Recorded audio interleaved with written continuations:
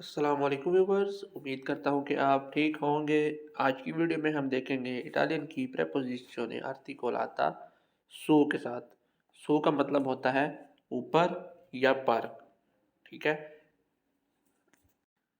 ये प्रेपोजिशने आर्टिकोलाता भी पिछली प्रेपोजिशने आर्टिकोलाता की तरह ही बनेगी। ठीक है, प्रेपोजिशने सिंप्लिce हम लेंगे सू, जिसका मतलब है ऊपर या पर, और उससे हम इन सब आर्टिकोली determinativi जो आप देख सकते हैं अपनी लेफ्ट साइड पर, इल, लो, ला, एल अपोस्ट्रोफो, ई, ली और ले, इन सब के साथ मिलाएंगे। ठीक है, और जब हम इन्हें जुमलों में इस्तेमाल करेंगे तो इसका मतलब होगा ऊपर या पर।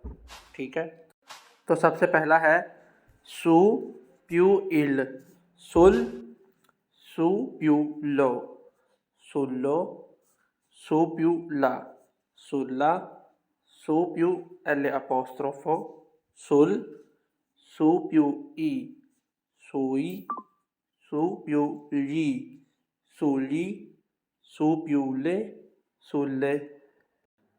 अब हम ये अल्फाज देखते हैं, ठीक है, उर्दू में और इटालियन में, और फिर इनको अब हम जुमलों में इस्तेमाल करेंगे। ठीक है, तो सबसे पहला है मेज़, il tavolo, शीशा, lo specchio, lamp, la lampada, अलमारी, l'armadio, स्टॉल, i banchi, दरख्त, gli alberi, पर्दे, le tende। अब हम इनको जुमलों में इस्तेमाल करते हैं। ठीक है, तो सबसे पहला जुमला है डिश मेज पर है, il piatto è sul tavolo। ठीक है, डिश मेज पर है, il piatto è sul tavolo, il piatto dish है sul पर tavolo मेज। ठीक है, तो अब यहाँ पर सुल का क्या मतलब, सुल किस तरह है, यहाँ पर सू वही है प्रेपोजिशन सेम्प्लिce, और तावलो का आर्टिकोलो डिटर्मिनेटिवो है इल, तो बन जाएगा सू प्यू इल सुल। ठीक है, डिश मेज पर है, il piatto è sul tavolo। उसके बाद दूसरा जुमला देखते हैं, शीशे पर कुछ गंदगी है, c'è della sporcizia sullo specchio। ठीक है, c'è della sporcizia sullo specchio, शीशे पर कुछ गंदगी है, c'è है, della sporcizia कुछ गंदगी, sporcizia कहते हैं गंदगी को। ठीक है, sullo ऊपर, specchio शीशे। sullo यहाँ पर किस तरह आया, सू वही है प्रेपोजिशन सेम्प्लिce, और उसके साथ हम मिलाएंगे आर्टिकोलो डिटर्मिनेटिवो लो स्पेक्यो का। ठीक है, स्पेक्यो क्योंकि एस और पी के साथ शुरू हो रहा है, तो जो वर्ड एस और पी के साथ शुरू होते हैं उनके साथ हम आर्टिकोलो डिटर्मिनेटिवो लो लगाते हैं। ठीक है, मास्कीले वाला स्पेक्यो, तो बन गया सुल्लो स्पेक्यो शीशे पर। उसके बाद अगला जुमला देखते हैं, लैंप पर एक मक्खी है, c'è una mosca sulla lampada। c'è है, una mosca एक मक्खी। ठीक है, मॉस्का कहते हैं मक्खी को, sulla ऊपर, lampada लैंप। यहाँ पर अब सुला किस तरह आया, सू वही है प्रेपोजिशन सेम्प्लिce, और ला है आर्टिकोलो डिटर्मिनेटिवो लाम्पादा का, क्योंकि ये एक वर्ड है फेमिनिले सिंगुलारे, ला लाम्पादा, तो बन गया सुला लाम्पादा, सू प्यूला सुला, सुला लाम्पादा लैंप पर। ठीक है, लैंप पर एक पक्षी है, c'è una mosca sulla lampada।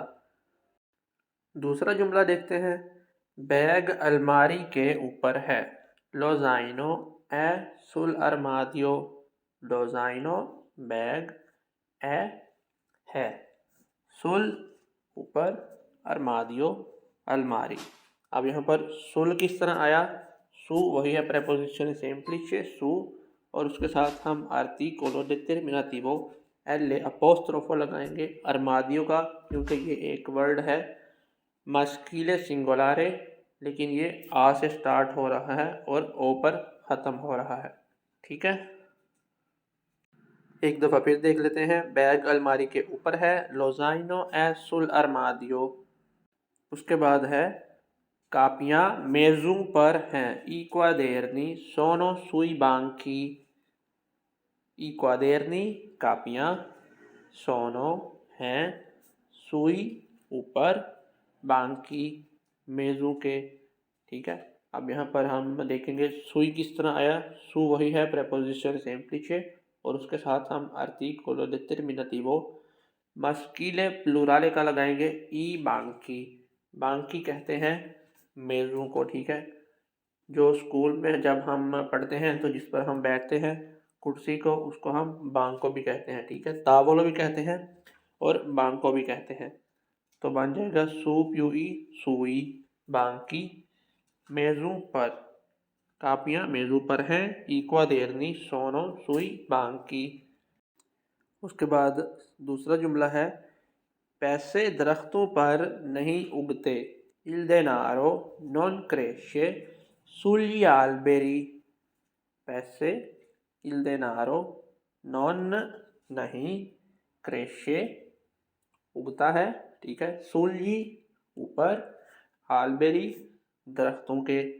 ठीक है, पैसे दरख्तों पर नहीं उगते। Il denaro non cresce sugli alberi। अब यहाँ पर sugli किस तरह आया।